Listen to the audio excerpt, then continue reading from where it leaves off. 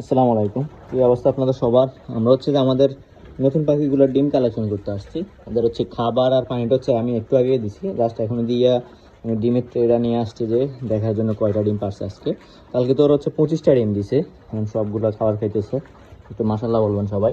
এই যে ডিম এখানে আছে, তারপর হচ্ছে যে এই যে এদিকে আছে কিছু, এবং ওই সাইডে আরও কিছু আছে।